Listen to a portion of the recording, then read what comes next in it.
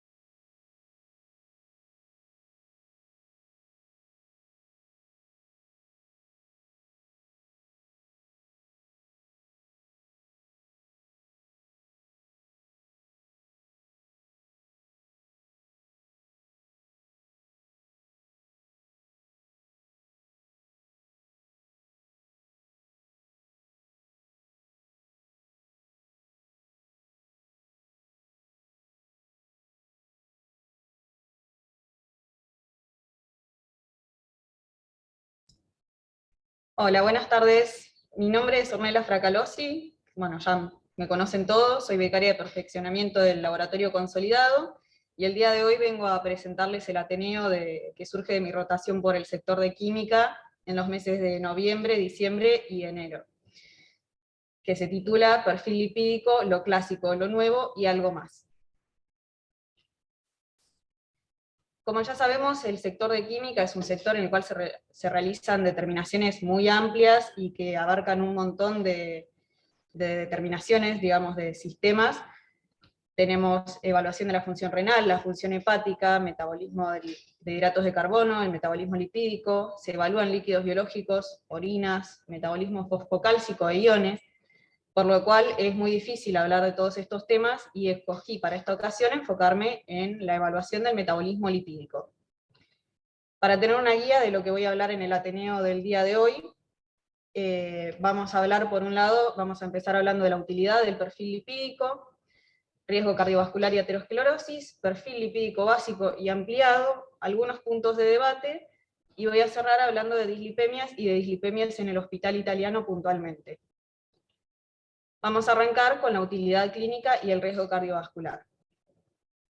La utilidad clínica del perfil lipídico es principalmente la evaluación del riesgo cardiovascular, además de que al tener una elevada asociación con otras patologías, se puede utilizar el perfil lipídico para estimar el riesgo de padecerlas, o si el paciente las padece, y también se utiliza como seguimiento terapéutico en caso de algún tratamiento farmacológico. Para entender bien la relación entre el perfil lipídico, es decir, entre los lípidos circulantes y el riesgo cardiovascular, es inevitable hablar de aterosclerosis. La aterosclerosis es una patología multifactorial que involucra mucho lo que es la concentración de lípidos y la forma en que circulan los lípidos en plasma, que como son partículas hidrofóbicas, ya sabemos que no pueden circular libres y van a circular dentro de lo que llamamos lipoproteínas, que son partículas que consisten en una membrana de fosfolípidos que tiene proteínas adosadas y que en su interior tiene distintas combinaciones de triglicéridos y colesterol. Tenemos de distintos tamaños y densidades, siendo las más densas las que ven hacia la izquierda de la imagen, y las menos densas y más grandes las que están hacia la derecha. Tenemos estas lipoproteínas que también las podemos clasificar como aterogénicas, que son las que favorecen el desarrollo de aterosclerosis, y las antiaterogénicas. Las proaterogénicas las vamos a ver sobre este lado de este gráfico, como las LDL, por ejemplo, son las principales, y la LPA, aunque, bueno, podemos también hablar de IDL y VLDL, que en verdad al tener un tamaño más grande tal vez no cumplen un rol tan aterogénico, así que nos vamos a quedar más que nada con esta parte de LDL y LPA. Y las antiaterogénicas son principalmente las moléculas de HDL, que son lipoproteínas de alta densidad. Esto es importante tenerlo en cuenta para entender cuál es la patología de la aterosclerosis. La aterosclerosis comienza con una arteria o vasos sanguíneos saludables, en los cuales el flujo sanguíneo es adecuado, las paredes tienen una flexibilidad apropiada, y se mantienen las propiedades tromboprotectoras del endotelio y sus partículas, pero ante ciertos factores de injuria o daño u otros factores de riesgo, puede ocurrir que el endotelio se altere y que empiecen a acumularse lípidos en su interior. Estos lípidos, como dijimos, van a ser principalmente colesterol proveniente de las partículas de lipoproteínas de baja densidad o LDL. Para que esto se dé tienen que haber muchos factores. Uno de ellos es la concentración, la cantidad de estas proteínas que hay en circulación, de estas lipoproteínas, pero bueno, también se involucran otros factores como la hipertensión arterial, la diabetes y la hiperglucemia, que favorecen la oxidación y la glicación de proteínas en el endotelio. Y esto lo que va a hacer es ir acumulando lípidos en la íntima de los vasos sanguíneos, va a disminuir el espacio que tiene disponible la sangre para circular, y al avanzar puede llegar a obstruir y generar una hipoxia, sea por la propia presencia de la placa, o por una ruptura de la placa y su liberación a circulación, que como sabemos el daño en el endotelio nos va a generar un proceso de trombosis, y las manifestaciones principales de la aterosclerosis van a darse por estas situaciones, digamos. y se va a manifestar principalmente como infarto agudo de miocardio, ACV, o sea, accidente cerebrovascular, e incluso puede llegar a trombosis de miembros inferiores. Es importante destacar que la aterosclerosis es una patología que no se desarrolla en el corto plazo, se va desarrollando a lo largo de muchísimos años, y por este motivo es importante poder evaluar su desarrollo y prevenirla para proteger a los pacientes. En esta imagen podemos ver un poco mejor lo que ocurre en la íntima del endotelio, que vemos que tenemos las partículas de LDL que se adentran en la íntima y comienzan a acumularse, y también se ven involucrados un montón de procesos inflamatorios y de reclutación de células de la inmunidad que van a generar una especie de círculo vicioso que va a favorecer aún más la penetración de las partículas de LDL y la alteración del endotelio, por ejemplo, a través de la secreción excesiva de matriz celular por parte de las células, que le va a quitar flexibilidad y lo va a hacer más propenso a romperse y a que, por ejemplo, se desprenda la placa y genere una trombosis. Nos interesa mucho hablar de la enfermedad cardiovascular, de la aterosclerosis, ya que actualmente a nivel de Sudamérica, como vemos acá, las principales causas de muerte son el infarto agudo de miocardio y el accidente cerebrovascular. Estamos hablando de dos patologías de origen cardiovascular que son prevenibles y que podemos evaluar a través de distintas herramientas. Esto se repite nuevamente en Argentina, en donde también el infarto agudo de miocardio es la causa principal, con mucha diferencia, y el accidente cerebrovascular es la cuarta causa de muerte. Vamos a avanzar hablando del perfil lipídico básico y ampliado. Nuestra principal herramienta para evaluar, como dijimos antes, el riesgo cardiovascular desde el laboratorio es el perfil lipídico. Es una determinación que se realiza hace muchísimos años y que consiste el perfil básico en la medición de triglicéridos totales circulantes en sangre, la medición de colesterol total y la medición de nuestras distintas lipoproteínas, ya que no solamente nos interesa saber cuántos lípidos hay, sino cómo se encuentran circulando en el plasma. Entonces, de las lipoproteínas, lo principal que vamos a incluir en el perfil lipídico básico son las lipoproteínas de alta densidad, que son las que llamamos ateroprotectoras, y las lipoproteínas de baja densidad, que son las que llamamos proaterogénicas. En este caso, bueno, el colesterol LDL sigue siendo una de las principales herramientas para el seguimiento de pacientes con patología y con modificaciones del perfil lipídico. El tratamiento hipolipemiante se sigue principalmente midiendo los valores de colesterol LDL, y por eso es que es una determinación que seguimos realizando en la actualidad. En cuanto al colesterol HDL, tiene atribuida de forma clásica una función ateroprotectora, por lo cual a valores mayores, concentraciones mayores de colesterol HDL, estaríamos pensando que hablamos de pacientes más protegidos.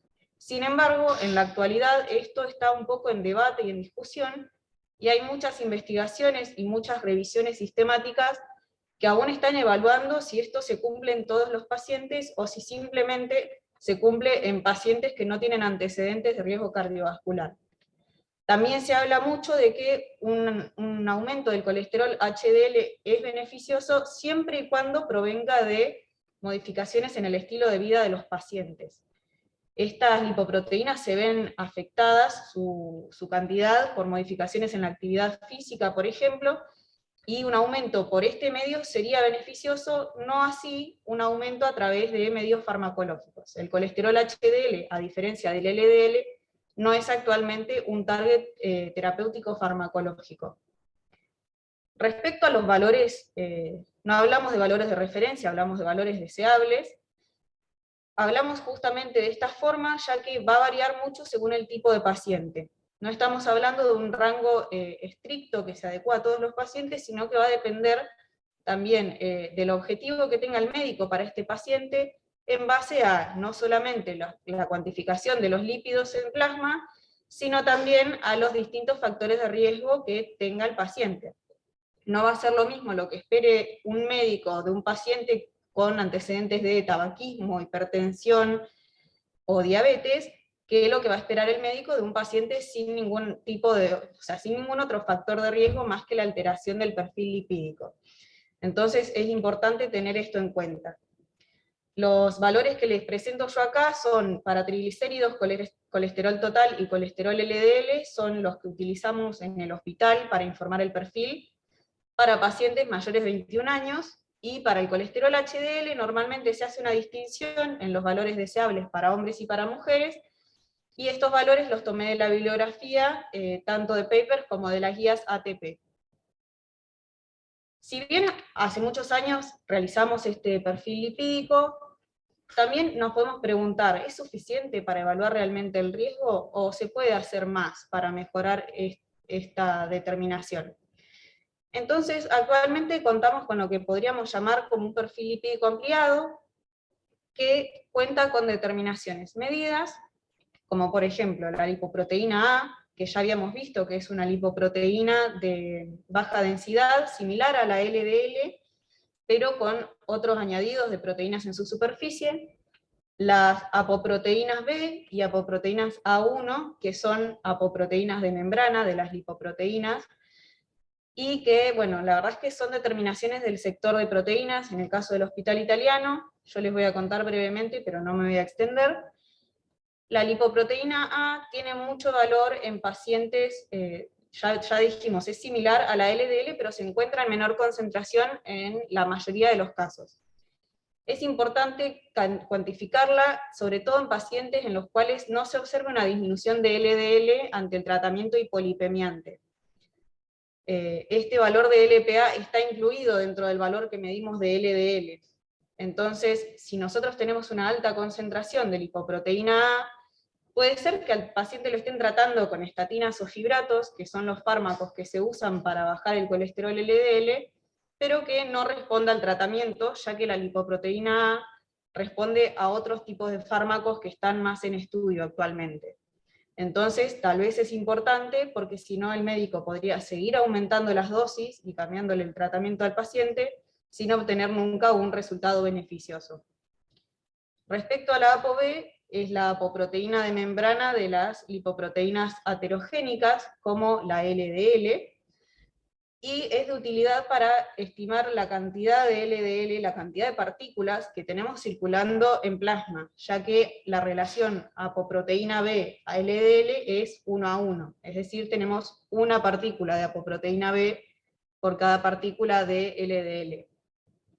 Y la ApoA1 es muy importante para lo que es la acción ateroprotectora del HDL, ya que es la principal involucrada en el trabajo que hace el colesterol, las partículas de HDL, en el transporte reverso de colesterol desde los tejidos hacia el hígado, y que justamente estaría removiendo todo este colesterol que se acumula, por ejemplo, en los vasos sanguíneos.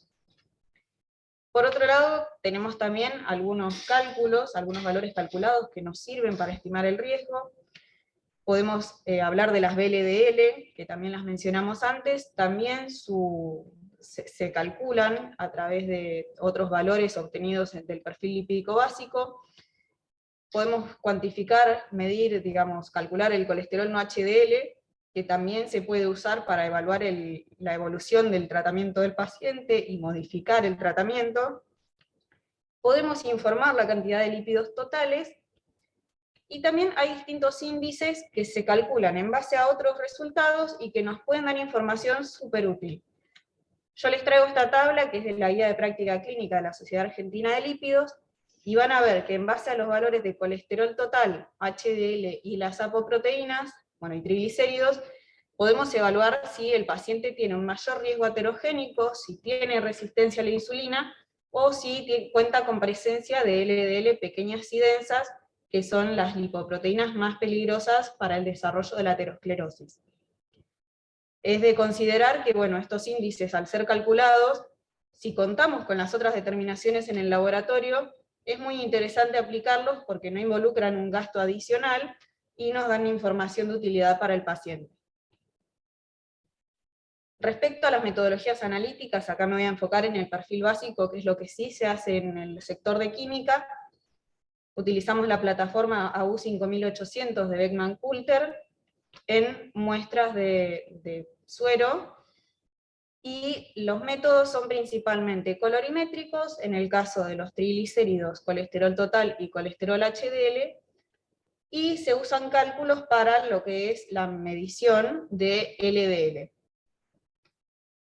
Acá vamos a entrar un poco en la parte de puntos de debate, con esto que hablamos del LDL.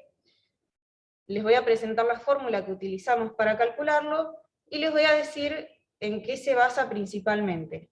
Lo que nosotros pensamos para poder calcular el LDL es que en las partículas de VLDL la relación colesterol a triglicéridos es de 5:1, y que la mayoría de los triglicéridos que circulan en plasma están contenidos en VLDL. Entonces nosotros podemos estimar el colesterol LDL como el colesterol total, menos el colesterol HDL, que son dos valores que nosotros medimos, menos triglicéridos sobre 5, que nos representaría la fracción de partículas de VLDL. De esta forma sabríamos cuánto es el colesterol que está circulando en forma de LDL. Sin embargo, acá surge la pregunta si la relación de colesterol a triglicéridos en VLDL es constante, porque nosotros el colesterol total, el HDL y los triglicéridos los medimos, y este 5 en verdad es un factor que utilizamos basándonos en esta relación 5:1 de colesterol triglicéridos. La realidad es que esta relación no se mantiene constante, entonces ese factor no debería utilizarse en todos los casos, pero existen fórmulas modificadas, es decir, esta misma fórmula en la cual lo que vamos a modificar es el factor de división de triglicéridos, con la cual, en base al valor de triglicéridos y de colesterol no HDL, vamos a poder buscar el factor adecuado que nos va a permitir calcular el colesterol LDL. Esta fórmula se podría implementar, se dice que a partir de valores de triglicéridos mayores a 200 miligramos decilitro no se debería utilizar esta fórmula típica de Friedewald, entonces podríamos recurrir a esta parte de la tabla, digamos, donde los triglicéridos superan los 200 miligramos decilitro, y utilizar estos factores de acá abajo. En el hospital se hizo hace algunos años, hizo Agustina Farestay un trabajo en el cual participó ella del trabajo, comparando los de las distintas metodologías, es decir, el cálculo por fórmula de Friedewald, el cálculo con fórmula modificada y la medición directa de LDL, para evaluar si había una relación entre ellos y si eran realmente intercambiables. Y las conclusiones a las que llegó fueron que la ecuación debería restringirse, la ecuación clásica debería restringirse a pacientes con menos de 200 miligramos decilitros de triglicéridos, que para pacientes con valores hasta 800 miligramos decilitro podría utilizarse la ecuación modificada, y que por encima de ese valor, es decir, de 800 miligramos decilitro, debería sí o sí utilizarse el método de medición directa.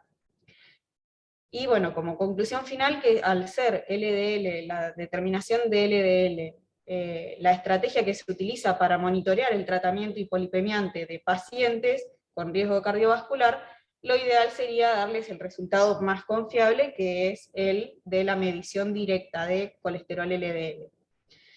Esto, bueno, es una cuestión que sigue en debate en la mayoría de los lugares. Lo que se hace simplemente es calcularlo, pero bueno, la verdad es que para realizar la medición directa es necesario contar con los medios, y la medición directa representa un costo que el cálculo no. Otro punto de debate del perfil lipídico, que si bien sigue siendo más o menos igual a lo largo del tiempo, se corresponde con la preanalítica del mismo. Nosotros normalmente recomendamos a los pacientes que para hacerse un perfil lipídico realicen al menos entre 8, 10 o 12 horas de ayuno incluso. En la actualidad esto está muy puesto en duda, ya que hablamos de que el ayuno tan prolongado no es representativo de la fisiología de los pacientes, ya que normalmente no pasamos más de 8 horas sin consumir alimentos, que sería el tiempo que dormimos. Entonces, se ha empezado a discutir la posibilidad de realizar la determinación del perfil lipídico sin realizar un ayuno. Esto se implementa ya en muchos países y en otros está en vías de implementarse, pero está bueno tratar de explicar cuáles serían los argumentos a favor y en contra, o las situaciones en las que nos podría servir o no nos podría servir un perfil lipídico en ayunas. No se consideraría necesario ayunar en casos de un perfil lipídico que lo estamos determinando inicialmente por primera vez, cuando evaluamos el riesgo cardiovascular, en pacientes con síndrome coronario agudo, en niños, que tal vez es más difícil hacerlos mantener un ayuno. Si el paciente prefiere no ayunar, que también es una situación que se ve mucho en los laboratorios, en pacientes diabéticos, que ante un ayuno prolongado tienen más chances de sufrir una hipoglucemia severa, en adultos mayores y en pacientes bajo tratamiento terapéutico estable. Sí se recomendaría o podría ser más útil la determinación del perfil lipídico en ayuno cuando los triglicéridos sin ayuno son mayores a 440 miligramos decilitro. En estas circunstancias nosotros le recomendaríamos al paciente repetir la extracción de sangre y la determinación cumpliendo con un ayuno adecuado. Si el paciente tiene una hipertrigliceridemia severa, también recomendaríamos un ayuno para no alterar más esta situación. Cuando se están recuperando de pancreatitis por hipertrigliceridemia, si comienzan medicación que cause hipertrigliceridemia severa, y si se solicitan otras pruebas de laboratorio que requieran ayuno, como por ejemplo la glucemia basal. En ese caso, por supuesto que el paciente ya debería cumplir con el ayuno para las otras determinaciones y que realizaríamos el perfil en esas condiciones también. Es importante destacar que si hacemos el perfil lipídico sin ayuno, los valores deseables, como los que les planteé yo anteriormente, deberían modificarse sí o sí. Las modificaciones no son realmente muy grandes, pero sería importante adecuarlo a la situación en la cual se está tomando la muestra para evaluar el riesgo correctamente.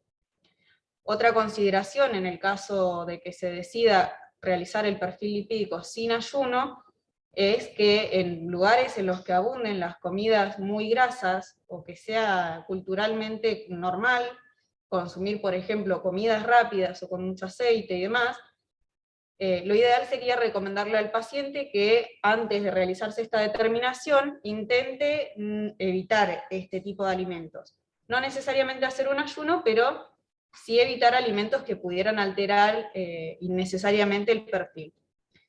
Y por otro lado, y que es importantísimo aclararlo, y si nosotros comenzamos a seguir a un paciente con un perfil lipídico en ayunas o no ayunas, lo ideal es que el seguimiento se realice siempre de la misma forma. Es decir, si el paciente inicialmente le determinamos el perfil lipídico sin que ayune, y el seguimiento deberíamos hacerlo de la misma forma para poder evaluar correctamente la mejoría o qué tanto empeora ante el tratamiento.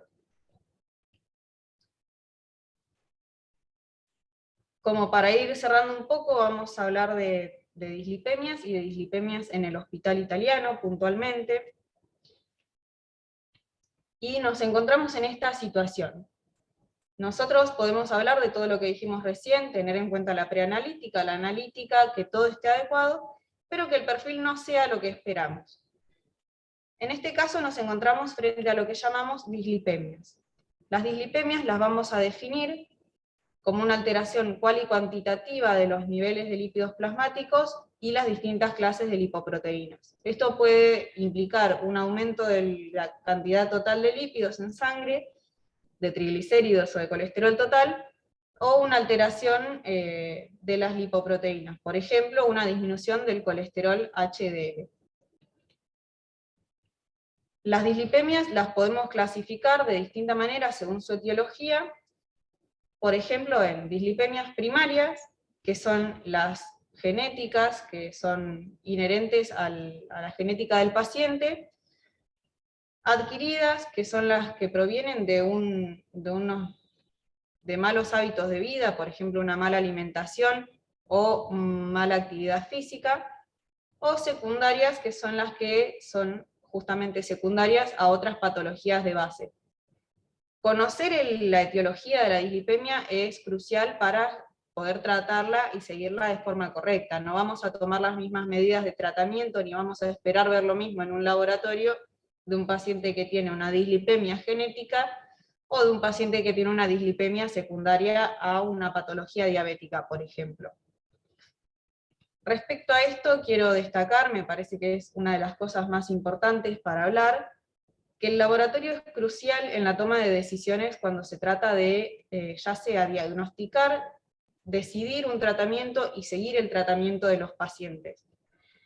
Yo les traigo como ejemplo este diagrama de toma de decisiones, que es del Grupo de Trabajo sobre Dislipemia Heterogénica de España, y vemos que ya desde un comienzo partimos de la definición de dislipemia heterogénica como una situación en la cual los triglicéridos están aumentados y el colesterol HDL está disminuido. O sea, nosotros no podríamos llegar a este diagnóstico sin contar con un laboratorio para cuantificar estas determinaciones.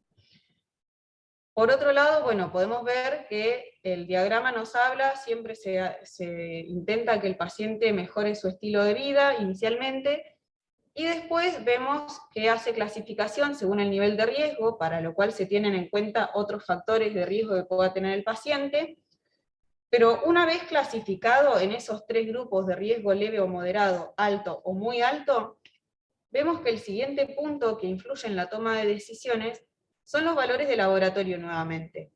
En este caso se usa una de las herramientas que les mencioné anteriormente, que es el colesterol no HDL, y según los valores obtenidos para el colesterol no HDL, el médico va a decidir si sigue intensificando cambios del estilo de vida, si medica con estatinas, o bueno, justamente medicar ya con estatinas y fibratos.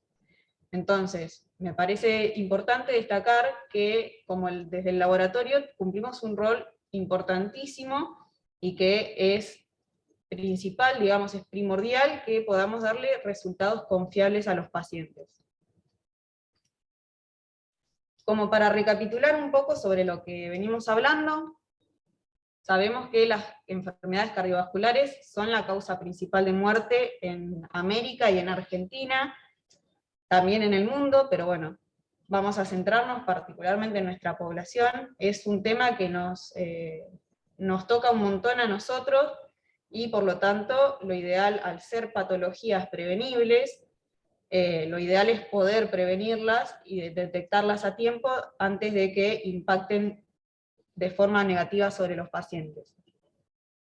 Por otro lado, hablamos del perfil lipídico, que es una determinación súper clásica del laboratorio, se encuentra en todos, diría yo, y que tiene un costo accesible y una muy buena disponibilidad, y tiene una gran utilidad para evaluar el riesgo cardiovascular, si bien tenemos algunos puntos de debate actualmente. Respecto a eso, bueno, justamente es una determinación clásica, pero que con el tiempo vamos a ver que sigue generando debates y se sigue buscando optimizar los resultados y la información que nos da el perfil lipídico. Por esto es importante mantenerse actualizado y seguir estudiando sobre el tema y viendo la bibliografía. También hablamos del perfil ampliado, nuevas determinaciones que se realizan también para evaluar el riesgo cardiovascular y para complementar al perfil lipídico, que bueno, cuentan con sus desventajas de que no están disponibles en todos lados, probablemente, pero son actualmente uno de los principales puntos de investigación. Incluso, bueno, de la experiencia personal puedo decirles que si buscan en PubMed determinaciones de perfil lipídico o evaluación del riesgo cardiovascular, van a encontrar muchísima bibliografía que habla de lipoproteína A o de las apoproteínas. Entonces es un tema súper actual y que vale la pena seguir estudiándolo y mantenerse actualizado. Y lo último es lo que les destacaba recién, que es importantísimo entregar a los pacientes los resultados más confiables posibles y permitirles esto, prevenir la patología, detectarla si ya está, y justamente tratarla de la manera que sea más adecuada. Para esto tenemos que hacer sí o sí todo lo mejor posible.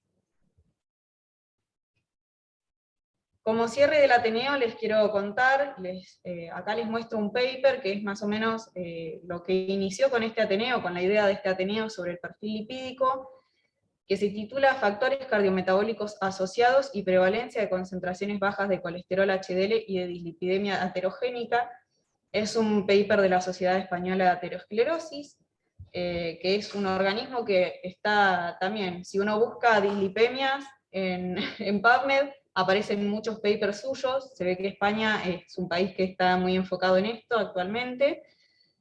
Y bueno, la idea del paper justamente evalúan mucho la prevalencia de las dislipemias y los factores de riesgo que tienen asociados los pacientes con dislipemia. Y un poco la idea que tuvimos fue de tratar de evaluar lo mismo en la población del hospital. Entonces yo les voy a hablar de la incidencia de dislipemias en la población adulta del hospital italiano. Mis objetivos principales son evaluar la incidencia de colesterol HDL bajo y triglicéridos elevados en pacientes ambulatorios mayores de 55 años del hospital italiano, y por otro lado, identificar los factores de riesgo y antecedentes cardiovasculares presentes en esta población de estudio. Como materiales y métodos, digamos, mi metodología fue el análisis de resultados de laboratorio, tanto de triglicéridos como de colesterol HDL, que se obtuvieron en el Laboratorio Central del Hospital Italiano de Buenos Aires durante el año 2021. A estos resultados accedí a través del LIS, del LabCorp, utilizando distintos filtros, y por otro lado también utilicé el acceso a las historias clínicas de los pacientes que se incluyen en mi población de estudio, para registrar los datos de laboratorio y otros datos clínicos de interés, como por ejemplo antecedentes de hipertensión arterial, patología diabética, antecedentes de patología cardiovascular, de tabaquismo, y si se encuentran en tratamiento farmacológico hipolipemiante, entre otros. Como criterio de inclusión más definidos, bueno, hablamos de pacientes ambulatorios mayores de 55 años, en verdad es inclusive 55 años, con al menos un factor, un parámetro alterado, es decir, triglicéridos mayor a 150 miligramos decilitro, para hombres HDL menor a 40 miligramos decilitro, para mujeres HDL menor a 50 miligramos decilitros, o podía tratarse de la combinación de ambas alteraciones. Todo esto registrado a lo largo del año 2021. Mi población yo la definí, digamos, como pacientes ambulatorios del IVA periféricos y del Hospital de San Justo. Mi N total de pacientes que se realizaron estas determinaciones durante el año pasado es de 94.738. Y acá traigo unos gráficos para mostrarles la distribución por sexo y por edades de esta población. Vemos que hay un predominio muy marcado de pacientes femeninas, que representan un 61% del total de la población, y respecto a las edades, vemos que hay un predominio de los pacientes mayores a 55 años. De estos mismos pacientes, me interesaba mostrarles un poco la distribución de valores, lo que consideramos valores normales o alterados, según mis criterios de inclusión. Afortunadamente predominan los valores normales, tanto en hombres como en mujeres, aunque un poco más en mujeres, pero seguimos teniendo un número muy elevado de pacientes que tienen al menos uno de los dos parámetros elevados. En el caso de hombres tenemos prácticamente un 40%, y en el caso de las mujeres es un 34%. Acá tenemos el detalle de los parámetros alterados en esta población de todas las edades, y vemos que lo predominante es que haya una alteración de los valores de HDL únicamente, que en hombres representa un 46,5% y en mujeres un 58,8%, y después le siguen la alteración de triglicéridos, que es un 28% para hombres y un 21% para mujeres, y por último la alteración, la combinación de ambas alteraciones, triglicéridos y HDL, que es un 25% en hombres y un 20% en mujeres. Pasando más a lo que es mi población de estudio más reducida, que son pacientes mayores a 55 años, tenemos un N de 49.425 pacientes, para los cuales la mediana de la edad es de 69 años. De estos 49.425 tenemos 18.640, es decir, un 37,7% de pacientes, que es similar a lo que observábamos en la población de todas las edades, que tiene al menos un parámetro alterado. Acá les traigo el detalle de las alteraciones. Vemos que es muy similar a lo que observábamos en la población total del hospital, y que sigue habiendo un predominio de alteraciones de HDL, que hablábamos anteriormente, que se relaciona tal vez un poco más con el estilo de vida, seguido por la alteración de triglicéridos y la alteración de ambos. Como hablamos también de que quería evaluar un poco los factores de riesgo asociados que tienen estos pacientes, otros factores de riesgo cardiovascular, la verdad es que hasta ahora no he tenido la posibilidad de evaluar tantas historias clínicas, pero incluso de las que voy viendo, noto una gran tendencia a que la mayoría de los pacientes tengan antecedentes de hipertensión arterial, ya sea controlada o no controlada, y sobrepeso y obesidad. Es decir, estamos hablando de pacientes que tienen no solamente dislipemia, sino que está combinado con otros factores de riesgo que les generarían más probabilidades de sufrir un evento cardiovascular que ponga en riesgo su vida. Si bien estos son los dos principales que observé, también bueno, muchos de los pacientes tienen diabetes, y hay muchos pacientes tabaquistas o ex-tabaquistas, que también los expone a un mayor riesgo de sufrir un evento cardiovascular. Por otro lado, y como más dato de curiosidad tal vez sobre lo que es la población del hospital italiano, les quería contar que de la población total, de aquellos 90.000 pacientes iniciales que les hablé, durante el año pasado tuvimos 7.272 pacientes con triglicéridos mayores a 200 miligramos de decilitro, 492 pacientes con triglicéridos mayores a 450 miligramos de decilitro, y 84 pacientes con triglicéridos mayores a 800 miligramos de decilitro. ¿Por qué les traigo estos valores? Nosotros hablábamos de que el valor de colesterol LDL nosotros lo calculamos. Es muy raro que en los laboratorios se cuente con los medios para medirlo efectivamente.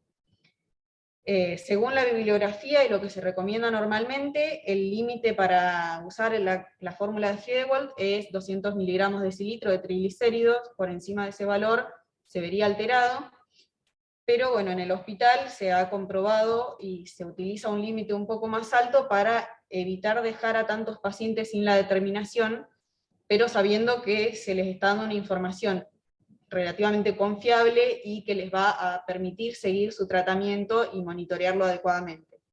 Y también habíamos hablado del trabajo que les presenté, que se realizó dentro del hospital, que por encima de 800 miligramos de decilitro, la única opción en teoría sería medir el LDL.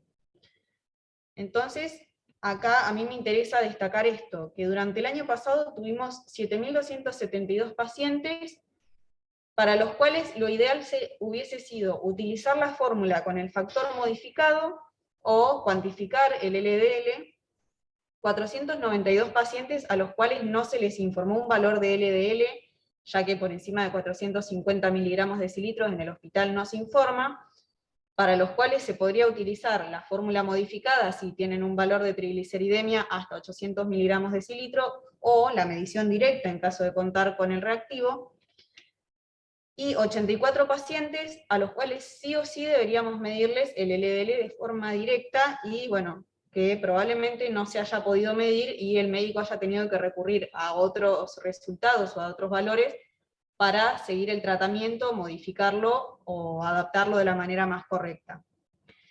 Esto me parece importante porque justamente estamos hablando de que estos pacientes tienen triglicéridos alterados, es decir, seguramente tienen un riesgo cardiovascular más alto que la mayoría de la población, y son los pacientes que más estarían necesitando de una medición adecuada y certera de colesterol LDL para realizar un seguimiento de su tratamiento. Afortunadamente, en la actualidad se están buscando otras herramientas para hacer el seguimiento, como les mencionaba, por ejemplo, guiarse con el colesterol no HDL, pero en los casos en los que se sigue utilizando colesterol LDL para el monitoreo y adaptar los tratamientos, a mí me parece que es muy importante poder darles un valor adecuado. Si bien los reactivos sí tienen un costo adicional que el uso de fórmulas no tiene, tal vez para una cantidad de pacientes como esta, que si lo pensamos en relación a la población total, no es demasiado, pero siguen siendo 7.484 personas, son 84 vidas que en definitiva nosotros podemos ayudar a que mejoren su calidad de vida y tal vez bueno, justamente protegerlos de un evento que pudiera ocasionarles la muerte. Entonces, me parecía importante traerles estos datos de los pacientes con quienes no estaríamos pudiendo cumplir de la mejor manera posible, que es lo que uno buscaría desde el laboratorio. Este es el último dato de interés que quería compartirles del trabajo. Por supuesto que voy a seguir, hay mucha información, pero es bastante imposible poner todo en una presentación, y falta un montón de estudio de las historias clínicas, son muchos los pacientes a ver, pero bueno, por ahora esta es la información que tenemos, y me parece interesante compartirlo, ya que comprobamos incluso que más del 35% de nuestra población tiene dislipemias, y bueno, estamos hablando de que en Argentina la principal causa de muerte son los eventos cardiovasculares, que son totalmente prevenibles, y bueno, estamos viendo que la mayoría de nuestra población cumple con este riesgo más aumentado, y sería súper importante, en base a estos datos, también aumentar la prevención para mejorar la calidad de vida de los pacientes. Esta es mi bibliografía, y muchas gracias. Muy bien, Ornella, la verdad que estuviste súper clara y concisa. Quería comentar un par de cosas. Bueno, obviamente el trabajo todavía lo está haciendo y está sin terminar, por eso es que tampoco nos pudo traer los datos concluyentes, pero bueno, se está trabajando en esto, y antes de que termine su beca vamos a poder llegar a final del trabajo. Lo que habría que salvar un poco del trabajo es que nosotros tenemos un sesgo de población, porque en realidad nosotros estamos hablando de que tenemos una cantidad de pacientes mayores de 55, pero si lo evaluamos en el contexto de toda nuestra población, la mayoría de nuestra población es adulta mayor. Entonces eso también nos sesga un poco la información porcentual. Después, con respecto a los ayunos que ella contaba, está muy en debate esto de si hay que hacer ayunos o no para los análisis, y no obstante que se está hablando de poderlo incorporar, todavía no hay valores de referencia para resultados sin ayuno, y en los pacientes con hipertrigliceridemia generan muchos problemas en otras determinaciones, no solamente de química. Entonces es un punto difícil de llevar adelante. Y también sacarle a los médicos de la cabeza esto de que tienen que mandar a los pacientes en ayuno y demás, y que empiecen a evaluar los resultados con otros valores de referencia, también es complicado. Y con respecto a la medición del LDL, yo hace rato que estoy peleando para tratar de incorporarlo. Como sabemos, el hospital está pobre y no tiene plata, así que no creo que justamente ahora sea el momento de incorporarlo, pero bueno, quizás en algún momento sí se haga. Pero también, sumado a todo lo que dijo Ornella, hay que tener en cuenta que al tener pacientes con hipertrigliceridemia, tampoco son del todo confiables los valores de colesterol, de HDL, porque ese lípido, como el tubito ese lindo que nos mostró en la imagen, que no son tantos en porcentaje de la población global que tenemos, pero son, y en estos pacientes los resultados de nuestros colesteroles, de nuestros HDL, tampoco son 100% confiables, con lo cual las fórmulas de estimación, más allá de no poder pensar en estimar el VLDL, tampoco sería 100% real la estimación por no HDL. Entonces es un tema complicado. En cambio, quizás si pudiéramos medir un LDL realmente medido en el equipo, que anda divino, porque lo probamos cuando hicimos el trabajo con Agus, y la información sería mucho más importante, ¿no? Sí, estamos hablando también de que en porcentaje estos pacientes no son la mayoría, de hecho son una minoría, pero que justamente son los pacientes que más necesitan estos valores, o sea, son los pacientes que mayor riesgo tienen y en los cuales es más importante ajustar el tratamiento bien. Entonces, por más que sean relativamente pocos respecto al total de la población, sí, lo ideal es darles el mejor resultado y no justamente mandarlos con una nota de imposible informar por triglicéridos elevados, digamos. Sí. Y lamentablemente no podemos automatizar la estimación por las tablas estas que toman en cuenta la edad y los valores de HDL para poder calcular cuáles serían. Entonces habría que hacerlo manualmente, y en la complejidad de nuestro día a día, que tenemos 2.500 tubos, es como difícil meterlo en forma manual, ¿no? Porque además después pasa si alguien lo vio o no lo vio, si de hecho muchas veces nos pasa que nos salen LDLs informados con resultados de triglicéridos mayores de 450 que nosotros tenemos estipulado que no lo informamos, pero de repente en la velocidad del día se nos pasa y tenemos que estar modificando resultados si es que los detectamos. Hay veces que ni siquiera nos damos cuenta. Sí, también en aplicar la fórmula de manera manual, corremos mucho riesgo de cometer errores de transcripción, de cálculo, de lo que fuera, y tampoco es lo ideal. Pero bueno, sí, contar con el reactivo sería el gold standard, digamos, lo mejor, pero bueno, si no es posible, por ahí es buscar estas otras herramientas, o justamente como se hizo acá, de buscar elevar un poco ese límite con el cual se aplica la fórmula para no dejar afuera tantos pacientes y darles más la posibilidad de que se siga el tratamiento. Así que bueno, no sé si alguien tiene alguna pregunta o algo más para decir.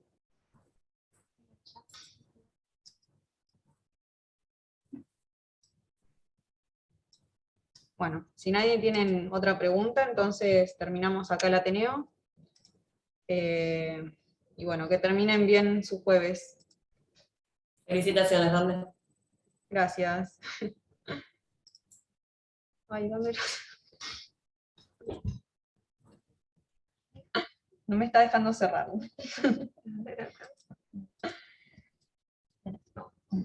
¿Cuántos bioquímicos se necesitan? Si minimizás acá, No sé qué está pasando.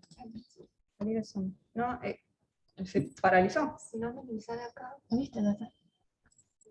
No, está ahí todavía. Ahí está, ahí está. Ahí Listo. está, listo.